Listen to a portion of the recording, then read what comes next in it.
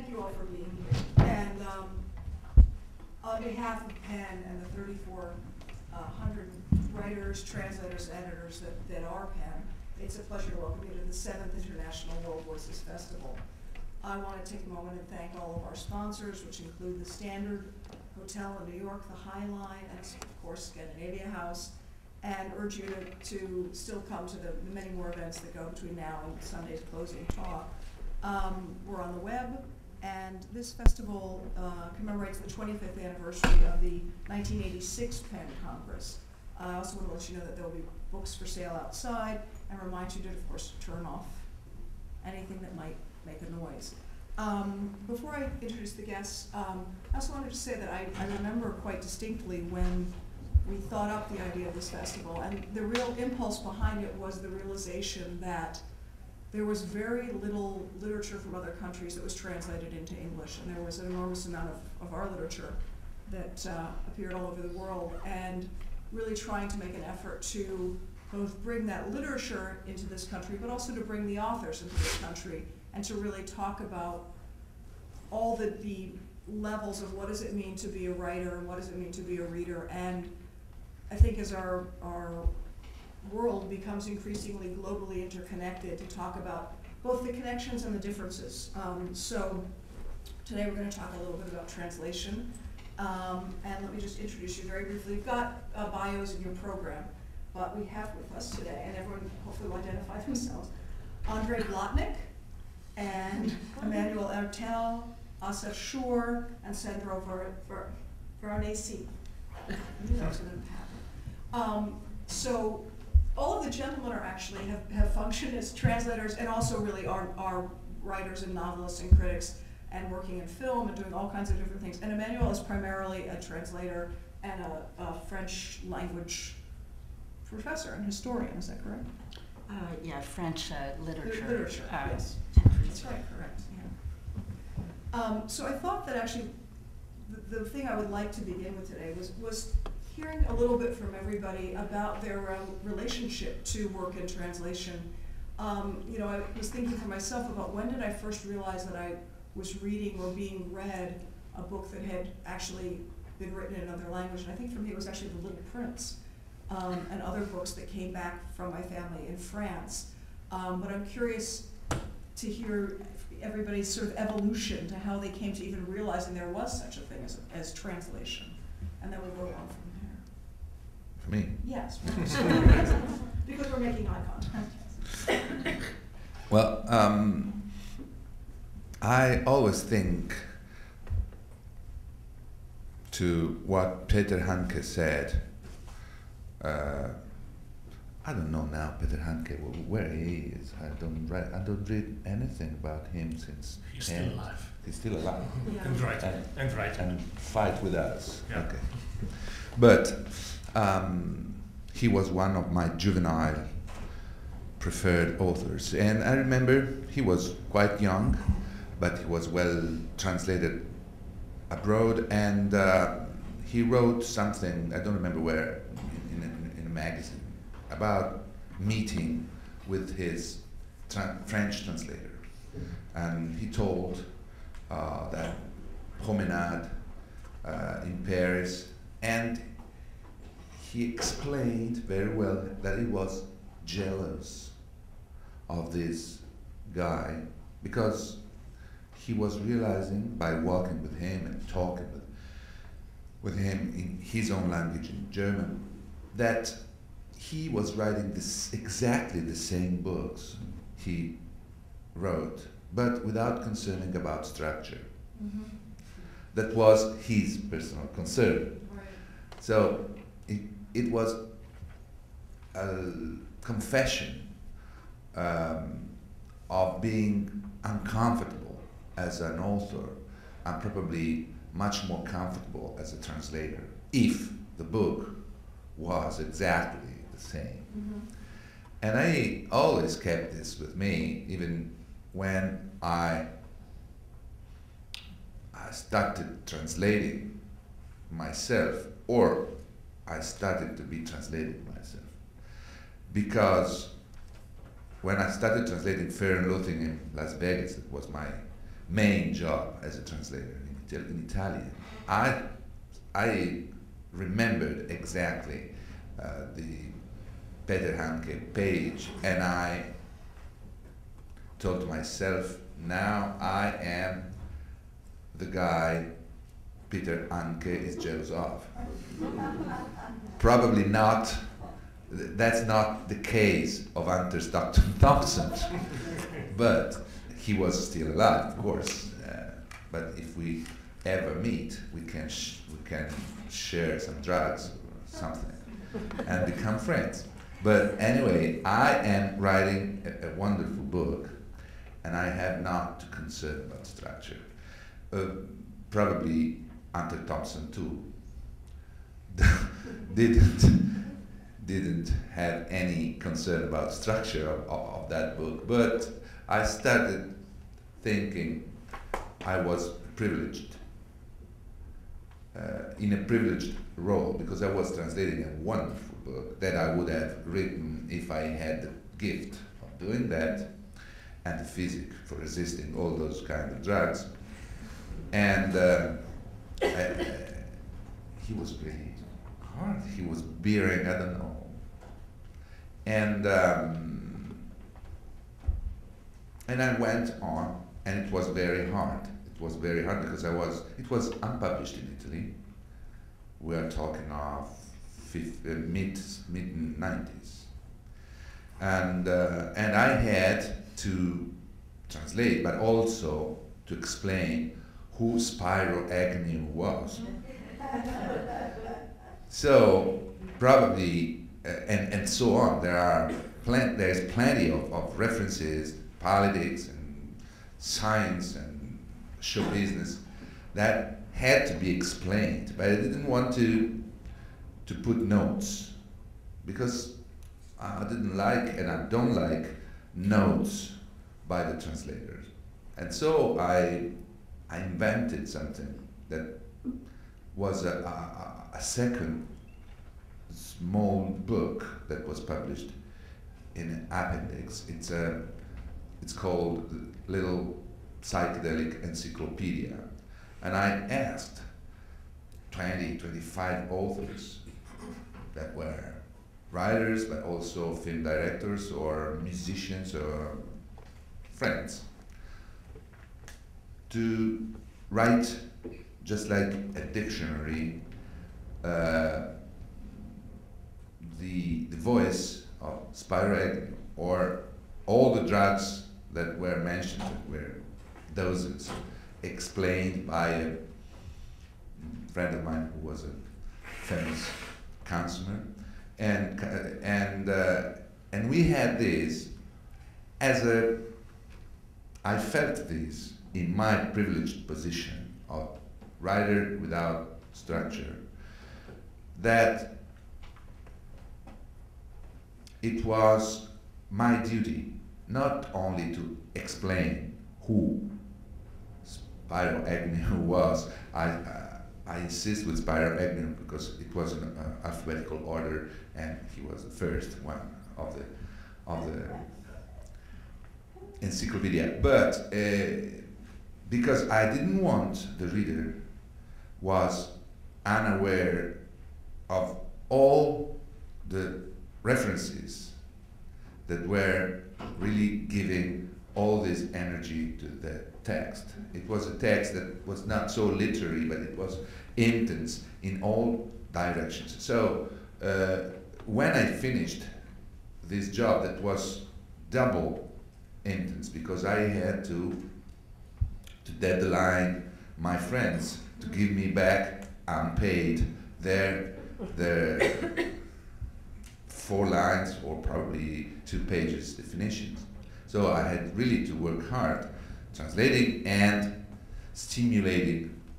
And at the end, I realized that I'm not a translator, because I fell involved in structure again, because that psychedelic encyclopedia, it was not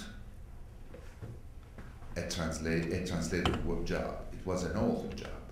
It was something that was touching the structure because it was something where I felt reader had to push and to find release, something that doesn't belong to the primary translator's duty. So at that very moment, when I finished my job, my first and most important job as a translator, I definitely realized that I was not a translator. And Andrej, tell us a little bit about your first. Yeah.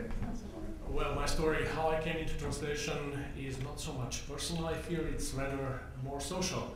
I come from a small country somewhere in Europe called Slovenia, which has like 2 million inhabitants, and yesterday I heard this is the number of people who are in American jails, so that you have some parallel. You probably know the figure of 3%, which amounts to the approximate number of the literature in the USA being translated. Whereas this figure in Slovenia is a bit different, it's like 60%, so most of our literature is translated. And according to the researches, how much Slovenians read, only 7% of Slovenian readers read Slovenian fiction. All the rest, what they read, all the popular literature is translated from other languages and, of course, from English as well, to quite some extent. This was not quite the case when I started writing and reading, because at that time I was not living in Slovenia. It was Slovenia, but it was a part of Yugoslavia, which was a small history lesson, a so-called socialist republic, not so far from communist state, and there was not so much foreign literature. So when I started, I wanted to expand the Slovenian literary field with what was going on elsewhere in the world, and that's why my translation list is has quite a big variety. I translated things from Stephen King to Anais Nin to Sylvia Plath to Paul Bowers. You couldn't probably imagine a cultural reason why to translate Stephen King. But we still don't have any popular culture of our own. We have some people who try to do something, but we don't really have any genre fiction or something like that, which is a good thing and a bad thing. Depends on where you are in the book publishing business. After '91, when we got separated from former Yugoslavia, everything has changed quite a bit. Among these things, also that now there's a more organized literary life, and thanks to that, I could leave translation to other people and start writing more. So I followed Stefano's track.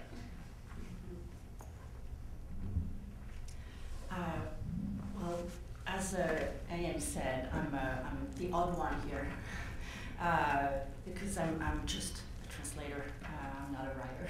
But anyway, my first, just to answer your first question, the first book that I read in translation was also The Little Prince. Really? I read it in English, so I could learn English. So that was my first experience of reading in translation, but it was for a different, it was not because I couldn't read The Little Prince in French, and I had read it in French, but that was my way of reading in English, and that was the easiest way. I guess in France, it's quite similar to what you described in a way, in terms of the fact that France translate a lot, much more than the US, and translate a lot of American writers. The question would be more that I would like to address, and maybe we'll come back to it and talk about Mark Twain and how Mark Twain has been translated into French, because I think he's a very good example of translating America. So the question would be more of how the writers are translated, and not only a question of quantity.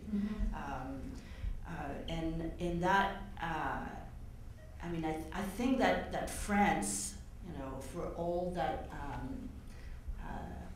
it translates, into French, still doesn't really, is not very welcoming to other literature, And here I want to thank you, thank Michael Moore for organizing this panel and inviting me with so eminent writers and translators, and to declare that I may really disappoint Michael, and maybe even after all he will think I'm an imposter, because I've been presented in the PEN World Voices catalog as the translator of Huck Finn, and I have never translated Huck Finn.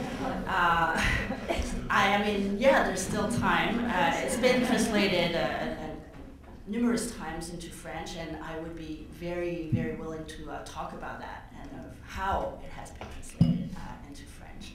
I'm nonetheless a translator, and I've translated other American writers, among which Tom Perrotta and Rick Moody, and you were talking, and we could talk about that too, of the encyclopedic task of the translator. And Rick Moody's Black Veil, which I translated into French, has a lot of that task, and that's how I got to translate it, because his main translator in France didn't want to have to deal with that really? Aspect of the book, and he thought it was more of an academic job, so that's why he turned to me. Anyway, so we can talk about that also later. But I've been working on translating Mark Twain anyway, so I'm not a total imposter. I've been working on translating another book by Mark Twain, which I think is an extraordinary text and is not as well known as Huck Finn or Tom Sawyer. And I'm glad to say that it was mentioned by Jonathan Franzen in a New York Times book review editorial as one of the books that have been overlooked by academia and by general readers, and that really deserves to be better known and more well read, and that's Pudd'nhead Wilson. Mm-hmm. And so I've been working on translating that, and I'm also as a scholar who's specializing in issues in translation. I've been thinking and studying and about Twain and about Twain in translation, about Twain in France and in French, and we can discuss that not only the quantity of books that are translated, but how they are translated. Yeah. Okay. Hi. Well, actually, I think that in Israel the situation is quite the same. I mean, there's lots and lots of translated fiction, and personally, as a reader, I think that as a child, as an adult, I've read like 95% of the reading material is translated, and somehow probably as a writer influenced me more than original Hebrew writing. The most important or most interesting thing for me is that I know how it is in other languages, and maybe you can help me with that, but in Israel, like, have a different kind of Hebrew for in different origin languages. You have a Hebrew for Russian translations, a Hebrew for English translations, a Hebrew for French translations. And as a reader, it was fascinating, and as a writer, and as a translator, even more so. And I know that's How would you describe the differences in the Hebrew for different languages? I mean, is it? It's a completely different sort of Hebrew. I mean, the grammar itself is. Well, I think who decided that? I mean, who said, "Oh, this is the Hebrew we use"? Actually, I talked about it with an ex-Israeli Yiddish translator just a couple of days ago, and my thought is that there were these three key translators who just there was 50 years ago there was like 2 persons translating from Russian and 3 persons translating from French, etc., etc. And each of them just gave specific order of Hebrew into their work, and that's fascinating for me. Do you think that it affects the? I would assume that it affects the use of the language, or the way, almost in some sense, on the one hand, giving a sense of this is an American style, or this is but is it a true depiction of that style, or is it The just regional style? And the yeah, or is regional- it just an applied thing, as though this was the Russian to Hebrew translator's own, you know, shorthand in some way? I don't think I can say, because I mean, for me, actually reading prose, I mean, reading fiction right now, Hebrew translations from the English seem more fluent and natural than not only Hebrew translations from the Russian, but also from actual Hebrew original writing sometimes. Okay, but maybe that's just me because I've read too much translated literature, maybe damaged in that way. So, but that's it. Actually, I'm not quite a translator myself now. I mean, I've been translating for a while, but now I mainly edit translations. Because like being immersed in someone else's book for such a long period of time, we talked about it before in the green room, is a very weird experience. And I also have the tendency to fall madly in love with the texts I translate and even edit, even if they're bad. So, and I think the translator can sometimes know the work even better than the author, even much Definitely better. do, yeah. Huh? They definitely do. So, so that's a good reason for a writer not to be a translator, I think. I want to circle back to some of the issues about Mark Twain and also the differences, but I'm curious to hear among the writers here. You know, in this country, we don't really have the sense of there being a second language that is required for people, or there being a sort of a literary apprenticeship. And I wonder for you what the process of translation has done in terms of your own work, your own awareness of writing and structure, and the way you have now written your novels and approached things. I mean, was it a useful learning tool for you to translate? Yeah, well, let's go. That will skip around. Yeah, to me it was a basic contribution to create not the style, but the whole stuff, I don't know how can I call it, of my writing. Because there was, even in Italy, there is a lot of foreign fiction, especially American or South American. I'm talking about my years when I was young, 70s, when in Europe, and particularly in Italy, fiction was not appreciated by critics and intellectuals. So if you wanted to read contemporary, you had to go out from Europe. And fortunately there were spectacular writers in America and South America. And so for me, that was really structuring my literary taste, but in translation. And when I started to discover what was going on with translations in Italy, until all the 70s, they were really, they translated without any acknowledgement of the language of origin. They had strange factories with the name of the translator that had relevance and group of students who worked with him. I remember having appreciated Dostoevsky when I was 14, so mid-70s. But in the brother Karamazov, I was stoned by the presence in this kitchen of those that in Italian were translated like under vinegar little watermelon. So I was figuring out this little watermelon, and I was 14, so I trusted it. Then I started discovering that translations that I bought, that were cheap translations, they were made from French, not from Russian. So it was a second-hand translation, but made by somebody who didn't know even French, because watermelon in Italian sounds cocomeri. In France, In French, concombre doesn't mean cocombery. It means, I don't know, in English. Cucumber. Yeah, cucumber, yes. Yeah.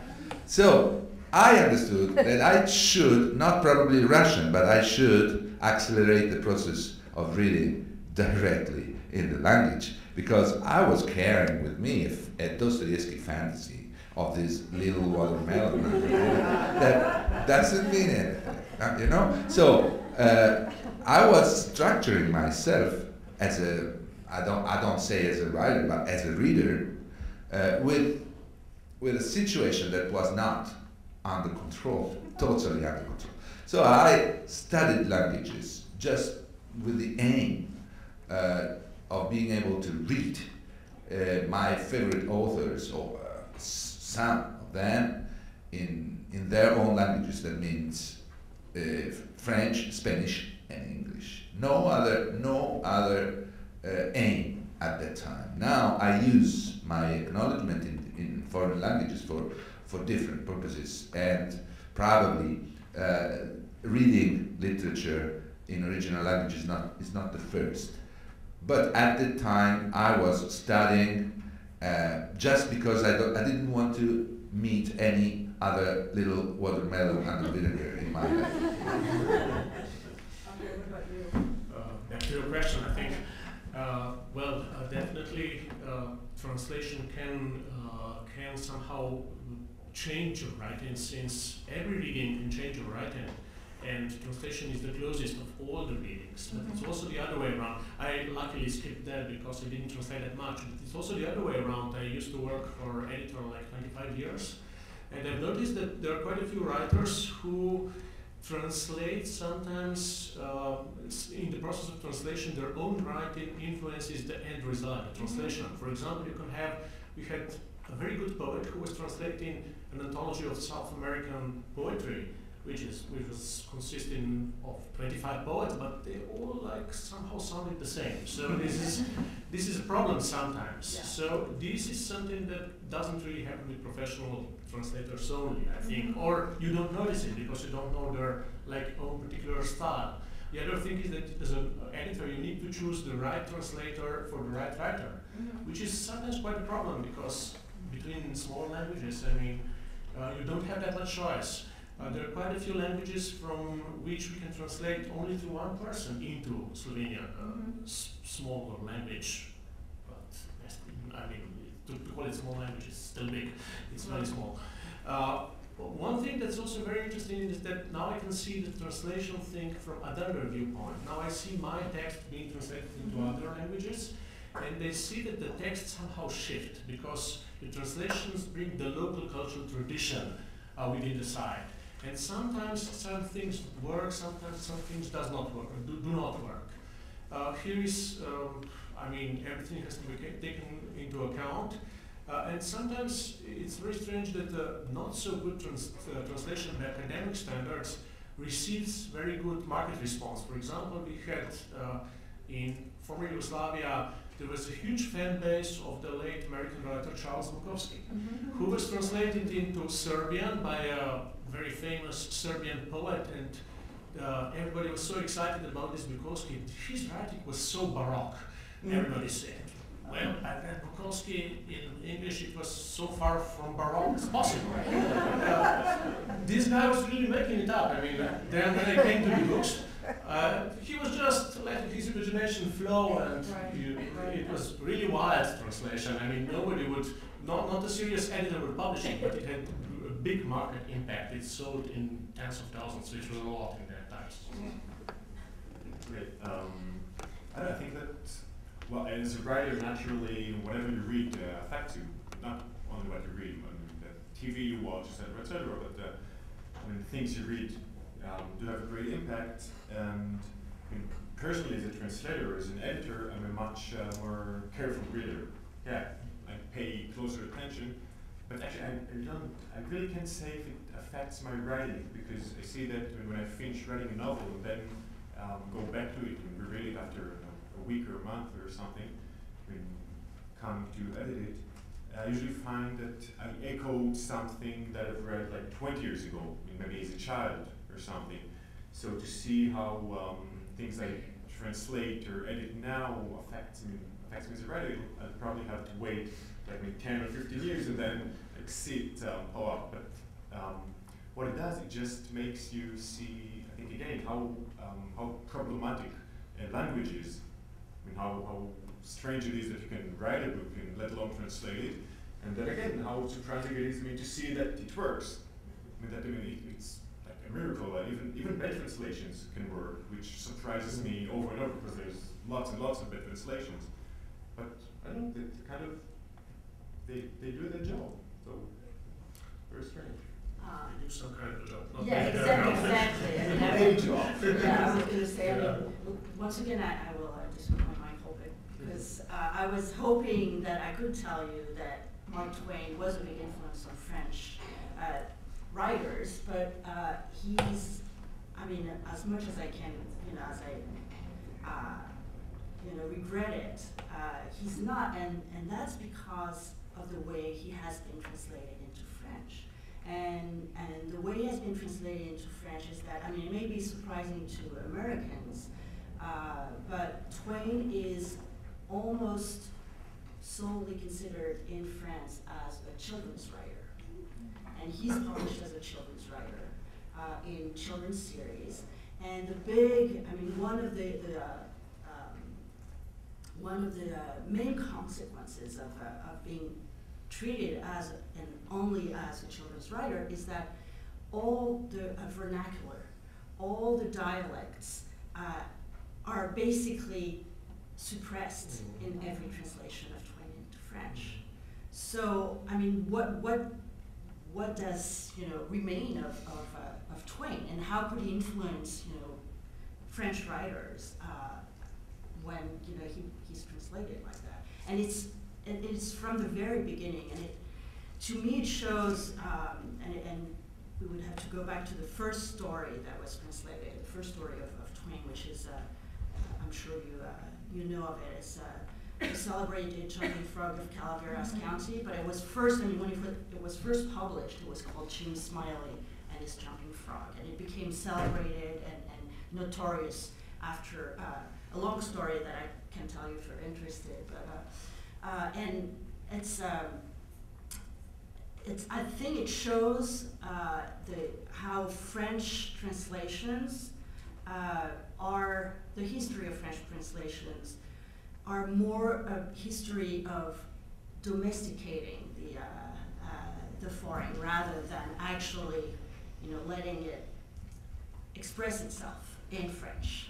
And that's a big problem, and so that's why I was insisting on the fact that there's not only the quantity of translations that are being done in French, but also the quality and how they're done. I mean, what does the writer and the original becomes in translation?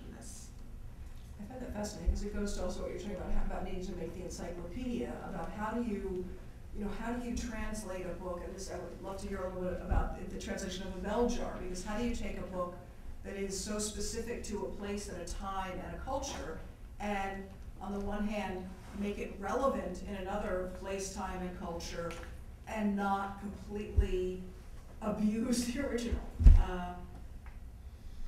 Well, it does, the Sylvia Plath bell jar does have some specifics, but it also has the general picture, which is still, I think it's still relevant today. I'm not quite sure about the American reception of this book, but it was just reprinted now in Slovenia, which is a very rare thing in Slovenia, because we sell like 400 books and everybody's happy and we close the house and we share the enormous amounts of money and we're all happy.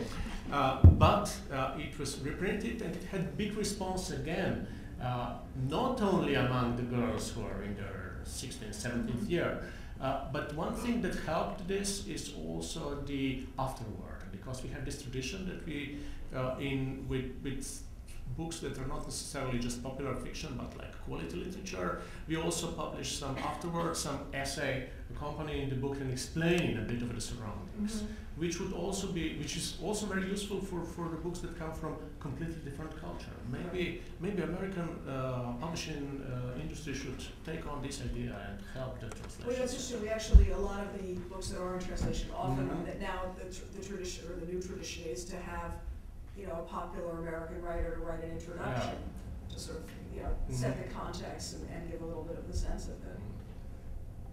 Yeah. I would add something about what Emmanuelle just said, because it is totally true in Italy too.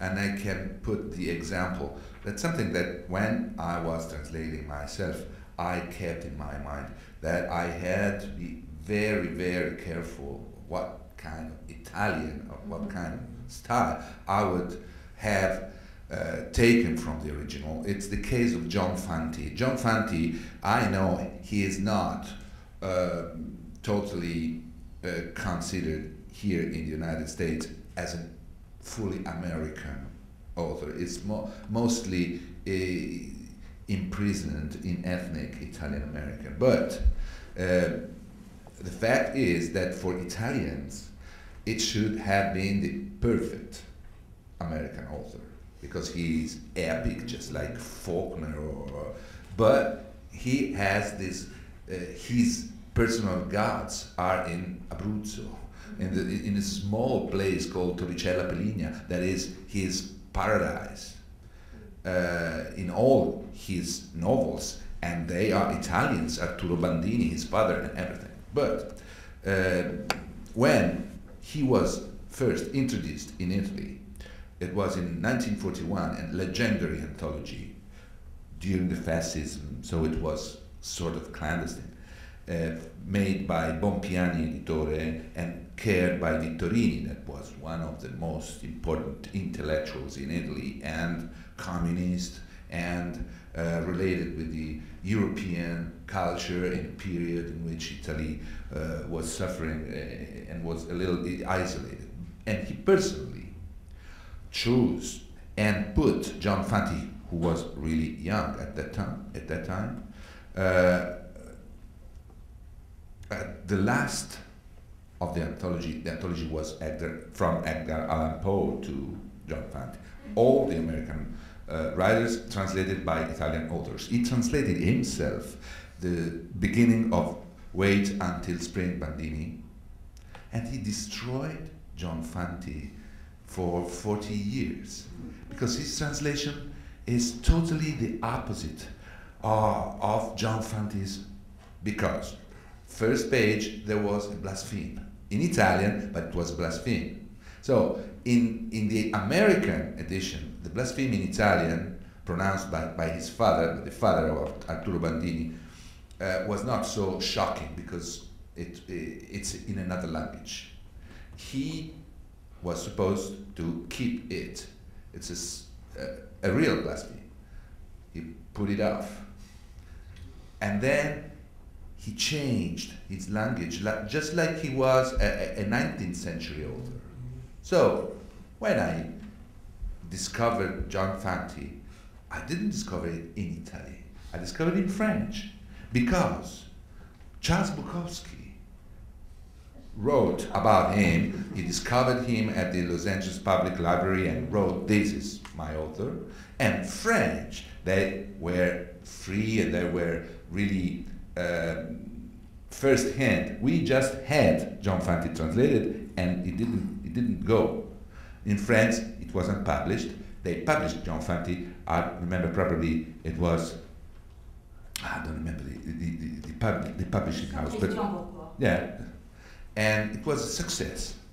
So I read it in French, and I thought, but let me go. I remembered something about him, and I found in my father's anthology edition, it was completely different. So I read it in Italian, in original, and I was young, I was not influent at that time, but I talked about John Fanti with other young writers to publishers, to retranslate it, and finally they did. And now he is one of the most important American writers read in Italy.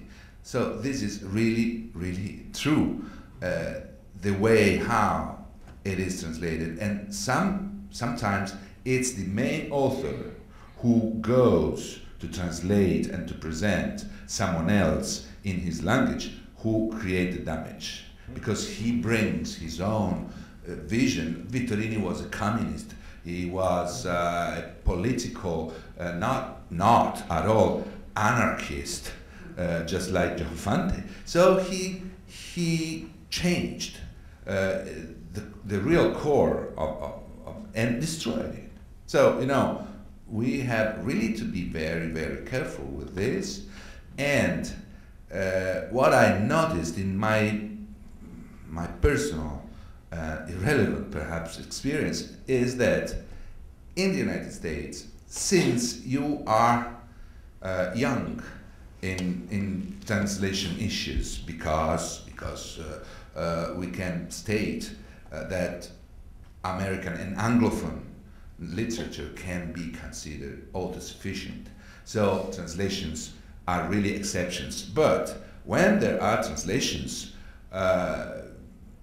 it has to be controlled.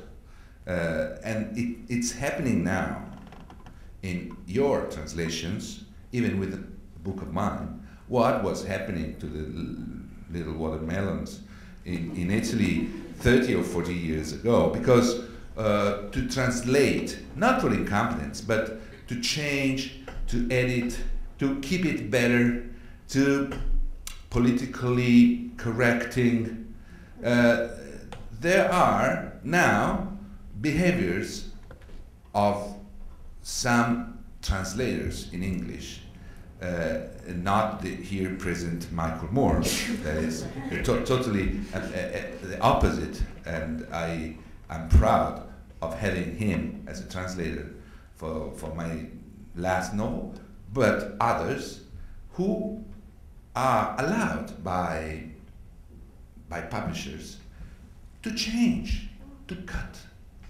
to do what we did 40 years ago at the very beginning of our, I'm talking as an Italian, discovering foreign literature for all, distributing, because we went out from the fascism when we couldn't, they couldn't. My father had to be really hidden if he wanted to read Edgar Allan Poe, because it was not allowed.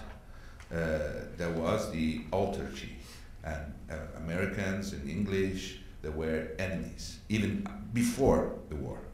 And so, with this naivete, we started translating with all these fantasy jobs. And it is now the risk that American publishers and translators can, not, of course, not all, and probably it's a minority. Probably my personal experience with my previous novel was an exception, but it was the only experience I had in the translation of my books where I faced not mistakes, but the intention of adapting a text to American culture. That was not my aim. I didn't write for American culture. So if you want to translate my novel, well, I'm proud, but you cannot change it for being appreciated in America.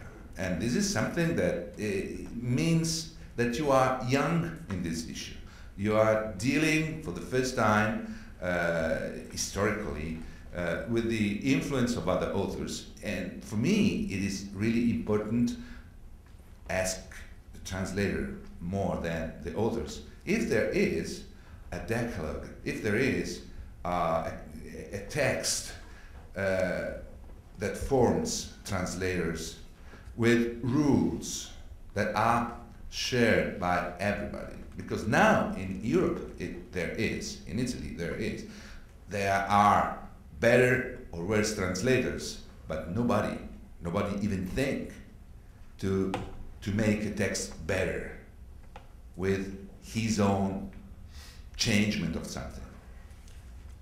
Maybe in American publishing business, the editors need to rely on the translators. Absolutely. Because, I mean, when my first book was published in the States more than 10 years ago, the publishing house asked somebody who spoke Slovenian, who knew Slovenian, but he was a language professor, not a literature professor from some university. And he said, yes, it's okay, everything is correctly translated, but he wasn't able to speak about the style or anything. So they should just take it for granted that the translation was okay. Whereas if I worked as an editor, as I said, and I got the translation from a Japanese author, translated into Slovenian, and I double-checked it through English and German translation. So as I was on the safe side, I knew that, without knowing any Japanese, I knew that the style in Slovenian is similar to the English and the German style, so I had double, two witnesses that the guy did the good job, so that was much safer, which is probably not quite often done in the USA for various reasons. I think often it's the case that in America that you're relying on the translator to essentially tell you what the book says, and it's enormous. I mean, one of my questions, and I also want to hear Emmanuelle talk a little bit about the process of translation and finding the voice in another language, because I think it's a very tricky thing to find any author's voice and to attempt to recreate it in another, literally, the use of words. But I'm also curious about a sense of does a translator feel a different sense of responsibility than an author does in terms of presenting that author and that author's intentions, in the language that they're translating? It's hard to say the translator because, like you said, there are different kinds of translators. But it's true that there are some tendencies in various countries and at different times also. And what I was really interested in what you said is that the political link. I mean, how political it is to translate, and translating style is a political gesture, and even more so in the case of Mark Twain, who, when he used dialect, even in his first story that got to be well known, it was to get to free American literature from British literature. So it was a highly political gesture, but it was in writing and it was in style. So not to translate this style is actually to go against that political gesture. And Twain was infuriated by the first, so his first story to be a little bit well known, Jim Smiley and His Jumping Frog, was published first in the States in 1865 and translated into French for the first time in 1872 and published in a journal called Revue des Deux Mondes. And 3 years later, the same story is republished by Twain himself, but in English and in French. And as I said, I need to read the title he gave it. He republishes it in his second collection of stories and tales in 1875, and he calls it The Jumping Frog in English, then in French, then clawed back into a civilized language once more by patient, unremunerated toil. And what he does there is that he retranslates,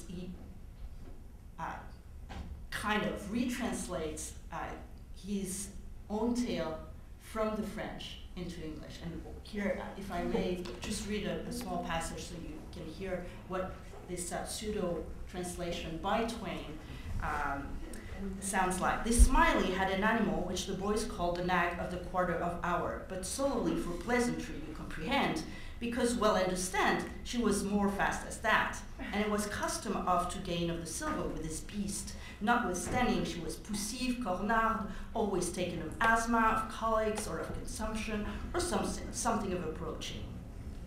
One him would give 200 or 300 yards at the departure, then one him passed without pain, but never at the last she not fail of herself échauffée, of herself exasperate, and she arrives herself écartant, se défendant, her legs grêle in the air before the obstacles, sometimes them elevating and making with this more of dust than any horse, more of noise above with his éternuement and reniflement, crack.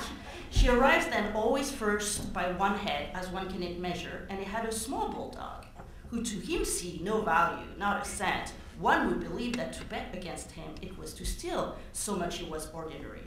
But as soon as the day made, she becomes another dog. Her jaw inferior, commands to project like a deck of before, his teeth themselves discover, brilliant like some furnaces.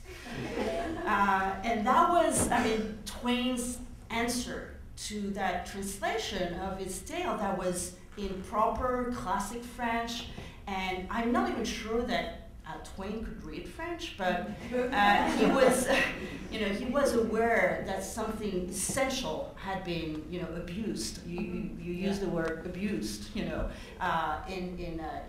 the translation, so it was a way of protesting against that kind of abuses. Unfortunately, I'm not sure we're past that time of abuses in translation. Certainly not in France, not for Mark Twain.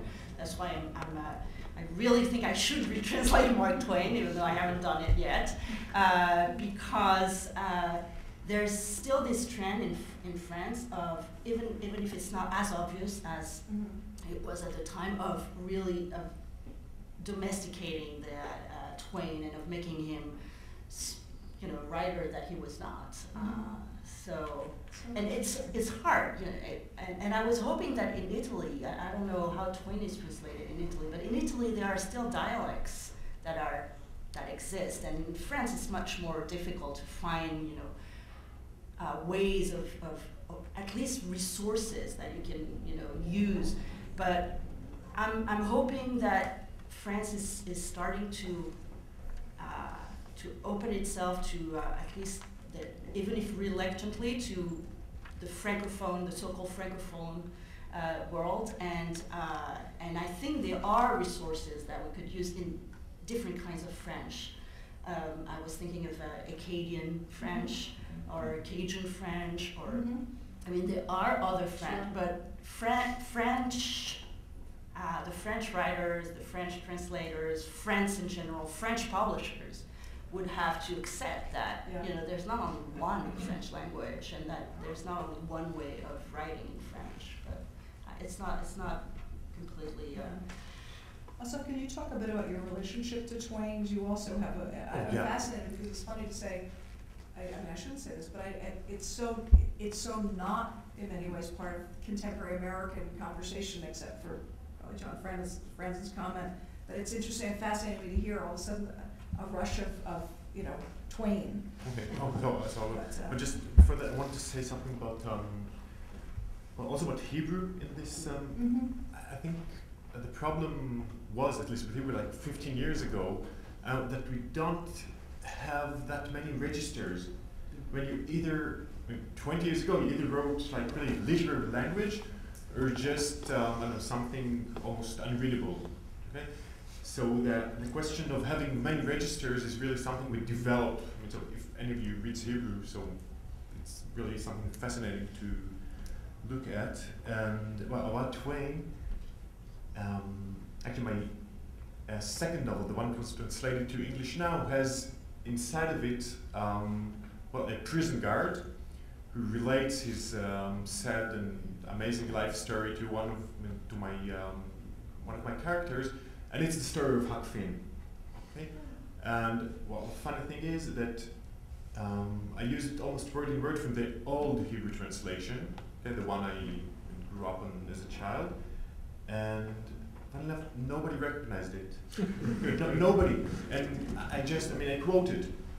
And politically speaking, it was really interesting because Jimbo, the slave, became this Nigerian work immigrant, but the scenes themselves, this boat on the Mississippi, and the father kidnapping the son, and and everything was there. I mean, almost word in word. And later on, I even had the guard say, "Oh, now I wonder. I mean, where are all these people? Where is Sammy Clements?" And nobody picked that up. in Israel? Nobody. Even my my excellent translator, I don't know. I gave him a tip on that, so he saw that. Oh, but speaking of, can I have a small anecdote? Do you have that? Yes, of course. Okay, because one of the most interesting translation anecdotes I have is from my own translator to English, whose Hebrew translation, whose book's Hebrew translation into Hebrew I edited. His name is Todor Chazak. Look him up. He's really an excellent person, and the most interesting, fabulous writer. And since he speaks Hebrew, he has a character in his American novel speaking this broken English, which is funny probably when you read it in English, but hilarious when you read it in Hebrew, because he has just this Hebrew grammar in sentences and word choice, just translated word to word into English. And then translating that back into Hebrew and making it sound, I mean, not as, because if you just translate it as a translator should, so it just speaks Hebrew, right? But translating that and making it the Hebrew equivalent of a broken Hebrew in English, that was quite a challenge. I also find it so interesting because, and well, I want to ask before I digress too far about, you know, in Mark Twain, like the use of the word nigger. How do you handle that at this point? I mean, we've talked. Dale Peck talked a little bit yesterday in the working day about, you know, all the different times that we have taken the word and said, turned it into 1,000 other things. Okay, can I guess? Yes, please. Okay. No, I think, and it relates maybe to the question of the translators thinking they know better than the author, which I think sometimes they do. So it's a question of loyalties. I mean, if you're loyal to the authors or well, to the readers, I mean, to the text. With my supervisors in the publishing house I edit or translate for, it's a real question. I mean, it's a debate. And I think the thing with wanting to make French literature translated to English more American somehow relates to some really dangerous thing readers ask us to do lately. I mean, can you still use the word bourgeois? I mean, it's a bourgeois thing to do. Okay, so they just sometimes get really insulted if they don't just get this flattering image of themselves. I mean, in a book. I mean, they want to read about some things, something familiar and something that they can relate to, and this self-expression thing, which is, I think, really stupid and almost sinful. Okay, I mean, if you want to read a book, so you probably want to, have the possibility of living someone else's life or just seeing the world through someone else's eyes. So, as a translator, I mean, as an author, it's terrible, but as a translator, it's simply stupid. I mean, just to take this, literary experience at its best and then flatten it to the familiar. But actually, this is a very interesting question, because if you want some book to get into some culture, it shouldn't be too far away, actually. For example, probably everybody here in the audience read some Indian authors from India. But I guess all of you read those authors who were writing in English. And in most cases, they were even born or at least educated in the Western world. If you read an Indian author writing in another language, if he or she is translated into English, which is very seldom the case, then you will have big problems following the story, because it's culturally so diverse from your culture. So in many times, you need something that's very similar to your culture, but then again, not too similar, because if it's too similar, then it's not so interesting. For example, for all the not so enthusiastic reviews I got from my 2 books published in the USA, the bottom line was, this guy, what's so Slovenian about him? I mean, it could have been written in America or Scandinavia or Southern Africa, and I started thinking, what's so Slovenian about me? I couldn't find the answer to that question. But we have this stereotype that if we read Latin American literature, it should be, you can use your imagination now, or if it's like African literature, it should be party and mud and dust and stuff like that. It's not that you expect a contemporary urban novel set in Nairobi. You expect something else. So it's a very thin line where something becomes interesting and where it ends to be interesting for a foreign reader.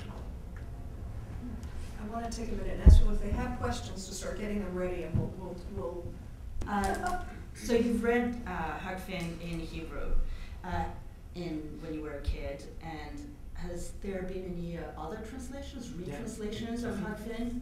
Even two translations. Okay. Probably better than one I know and love. Yeah, so the one you Different used, originals. but the one you used in your book was Is the one I remember. Okay, and that was the. I mean, they're probably even closer to the original Okay. in many I respects. was just curious. I mean, both linguistically and. But no, I used the one I remember. I'm curious, how do you know, I mean, I always think about how, and again, part of the impulse of organizing the festival was the idea of bringing writers from other countries, and I think about how, other countries have been incredible consumers of American culture, and that Americans really haven't returned that favor in any way, shape, or form. I'm curious on your thoughts, sort of why that is. As people who are not American, whatever. I mean, sort of throwing ourselves into the fire. But I'm curious why you think. Any thoughts about why Americans don't consume the culture of other countries as much as? Because you think you're the best. You don't need us. I have an idea that is a political idea. Yeah. That means that culture is not first choice in any country. Even if, of course, there are intellectuals, but in an elevated country where there is 95% or 90% of people who reads and writes and everything, culture is not first choice. What happened in 20th century, which gave, in my opinion, the leadership, the total leadership, even in culture, to the United States, was the progressive revolution of the way of life into American way of life, with no reasons at all. Sometimes, in Italy, for example, we don't have any reason, really any reason, of having all those fucking malls. Because our centers, our medieval centers, they are malls. They have all sorts of shops, so it's the same. But the problem is that Anglo-Saxons, American and English before, they fairly struggled for women's liberation and women's right of working, just like males. That made, in Italian situation, when women have to work and then their role in the family still remains, they had to take care of food and everything while working, they couldn't anymore go to the historical mall. They had to find a place in between from their workplace and their house to stop and quickly, just like in for example, in a not very elevated food culture, just like here. And so this transformed our way of eating, our way of living. I don't remember anybody saying in the elections, in political elections, if you vote for us in 25 years, we will be just like Americans. We will live like Americans. Anybody? Nobody said this, but for 25 years, I have seen our life transforming more and more into American life. We have the basketball basket on the, in the yard now. We have the vertical telephone in the kitchen, Right. just like in the movies, you know? So, of course, when you have such an energetic form of, just like literature, high level literature, American, 20th century high-level literature, bringing American way of life to sell us products, to change our lives, and we are not able to defend this because we didn't defend our tradition that is more ancient. That doesn't mean better, but it's something that we could keep respect of our tradition. But as an Italian now, I must say that our normal life, it is much more American than when I was young, when I was a boy, the Italian life that was totally different. And we were there. We were not in the subdesarrollo.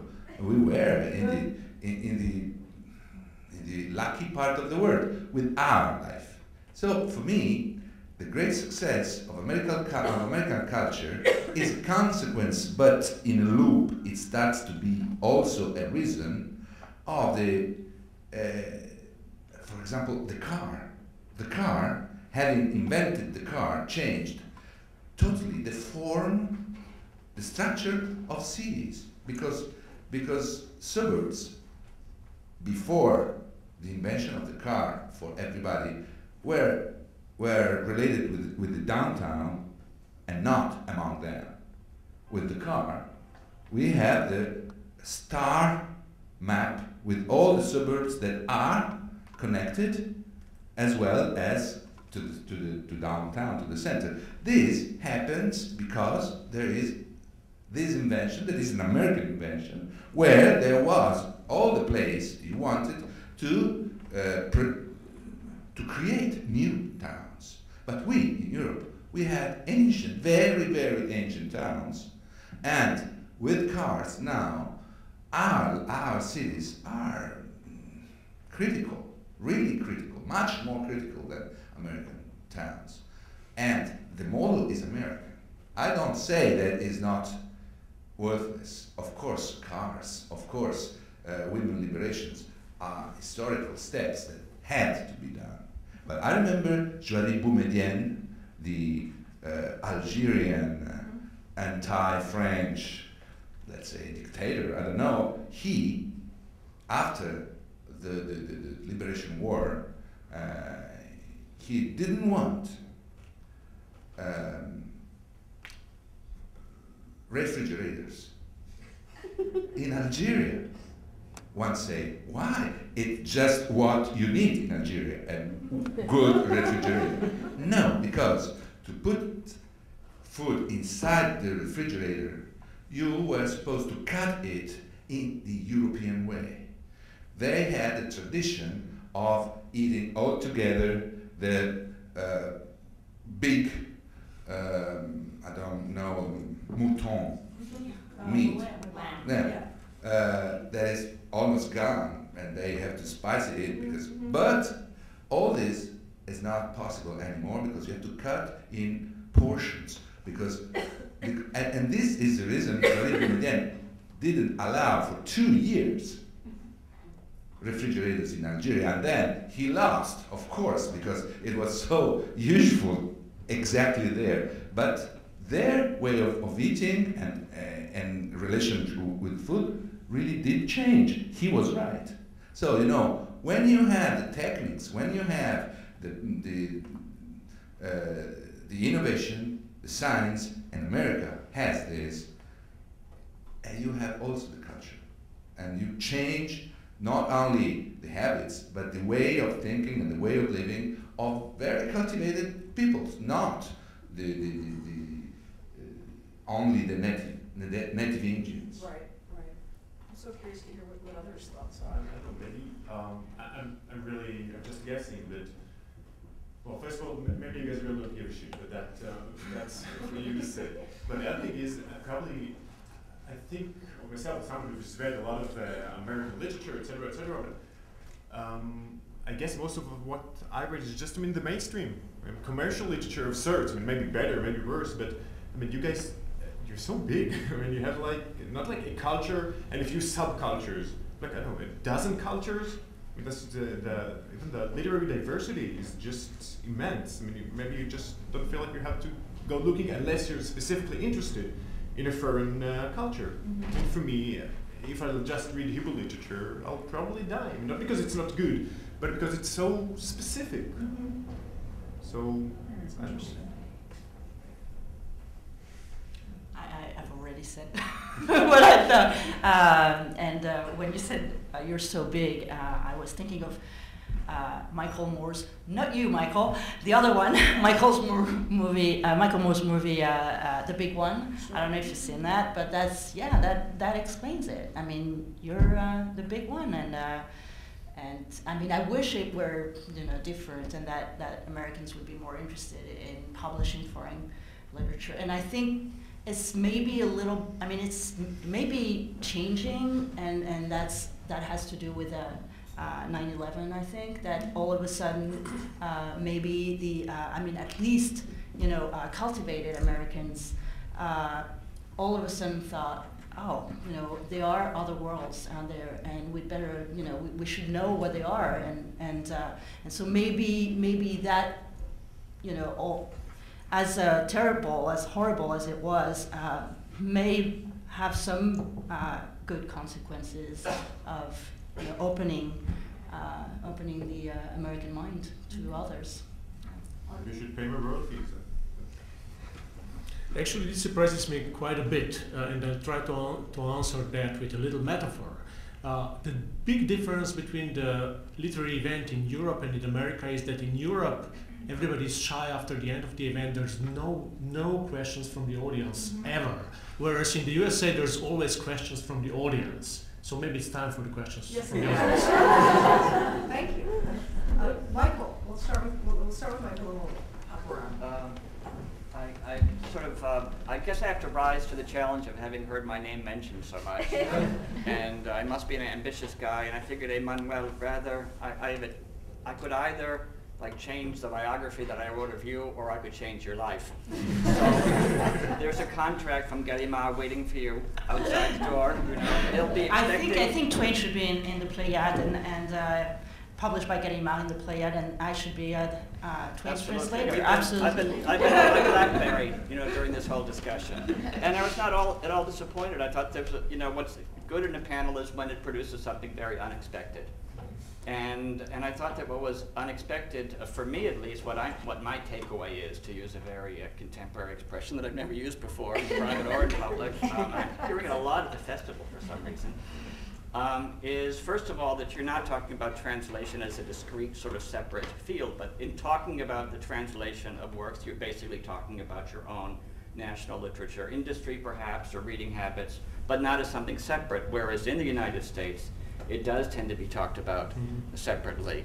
And my other, not a question again, but a comment is, I'm sort of struck also by the didactic uses to which a translation is put. This translating children's literature, sort of this notion that translation is supposed to serve a purpose, which is very different than the kind of purpose maybe that another book would not have to be put, just because of the fact that it is a translation. It's supposed to elevate, it's supposed to teach, it's supposed to give you this picture of another world, and it's supposed to give some ethnic color of some sort. Yes, please. Speaking as a trade publisher of many years, I wanted to offer my own explanation, not to exonerate myself or other trade publishers, but at a house that doesn't have a tradition of doing translations, we lack the infrastructure, the knowledge, the freelancers, frankly, the expertise in how to bring it about skillfully and not mess up or not create damage or worse. And so, speaking just of my own experience, in one particular instance that was very satisfying, we did a book with a Bosnian playwright during the war in the 90s. Became titled Sarajevo, Exodus of the City, sort of a mini biography of the city and recounting of the wars. And the translator I worked with on it, I was the commissioning editor and the publisher. The fellow was in Toronto who translated it. The playwright was in Salzburg, Austria at that point. And it was such a rich experience. When you were talking about being involved with the text, this book was barely 40,000 words. And I felt more richly invested and involved and knowing, like a conductor knows an orchestral score, every aspect of this book. And then when we got to design it and invest it with decorative motifs that were evocative of Sarajevo, it was an extraordinary experience, and VLS picked it that year as a notable book, and it was very satisfying. But again, you know, houses that don't do cookbooks are less apt to do cookbooks because they haven't got the skills. And if you're not at FSG or in New Directions or a place that has that tradition, it's hard to undertake it without confidence. Yeah. I think we're working on that. I mean, I think when we think about what PEN, the translation committee, is doing, is even just by prompting the discussion, it also reminds us that, you know, there are things that are possible and introducing us to what's. And last thing too, when national organizations do offer subsidies, it's a very emboldening thing for publishers to see that, even if it's not a lot of money. Are there other questions? Sure. Yeah, I work in foreign rights, so I'm selling translation rights, and I noticed most of the writers, they're dying to be translated into English, and especially in America. So I'm asking you, as writers being translated here, why is that? Because this brings the translations into so many other languages. I mean, my book, 2 of my books were translated to Turkish. There's not a single translator from Slovenian to Turkish. They were translated through English. One of those books wasn't even published in English yet. It's still available. You know, nobody bought it, but it was translated into Turkish. And whenever it's this snowball effect, whenever somebody sees, I mean, for example, my neighboring countries are Austria and Hungary, among others. And my book was published in Austria as well as in Hungary since it was published in the USA. And they said, oh, such a market that's so demanding for translation books took this book, so it must be good. Let's check it. And they checked it.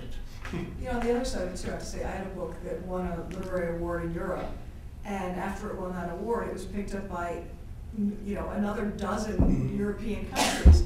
And I always have found the process of being published in other countries in some ways more thrilling than being published here, because to me it means that my work is considered relevant in another culture, and that the ideas are on the one hand universal enough, but also that the portrayal of America is distinctly enough American that people want to sort of see it in that way. And it gives me, you know, it's such an incredible pleasure to pick up a book of mine in another language and say, what does it say? You know, and I've learned actually over the years to now check, often with translators not even in that country, but in another country, to ask, is it a good translation? Because I don't read all of the languages, and it's fascinating. And sometimes they'll say to you, you know, you need a different translator in whatever country it is, you know, and also even our limited communication with the translator. Sometimes there's a lot of back and forth. Other times you just get the book. I once got a copy of a book called Music for Torching, translated as America in Flames, with me, my head, but then I was wrapped in a burning American flag, which had, you know, very little to do with it. They said something like, you know, like kind of, you can't blame us for the cover or something strange. So it's a fascinating and incredibly rich, you know, forget two-way street, it's a highway at this point. But may I add some more romantic words? Because for me, in my experience, the American or English translations came last, so they didn't bring any other translation, but they probably got convinced because of all the other translations. But for me, the great pleasure was really and simply to see my work translated in that language I learned because I was passionate reader of American and English literature, because I am published by a global Anglophone group. So it's not only America, it's America, Australia, Canada, and United Kingdom. Probably also Ireland, no, Ireland apart. But that means that also all those authors I love from all those countries, not only America, that I read in that period. I was saying before, there was this blackout in Europe against fiction, and I was reading contemporary, just like Ian McEwan or Salman Rushdie, that were, for me, he was a British author. Of course, and poets and everything, and Dylan Thomas, the great warm pleasure of being part of that in public libraries, and with no ambition, because I understand, as I told before, that in this particular field, fiction, America and the Anglophone world, including Indians, authors, South African authors, it's almost self-sufficient. They don't need my novels to get stronger, you understand? But if I am there with my book published by an American or an English publishing house, I get myself a little less as an imposter as I normally feel of being. Because if also the American and Anglophone world trust me as an author, probably I am an author. I don't have a watch, of course, because people don't have watches anymore. 1:30. We have one last question, but maybe you can ask it after outside if you're okay. Thank you all very, very much, and I hope you come to the other panel.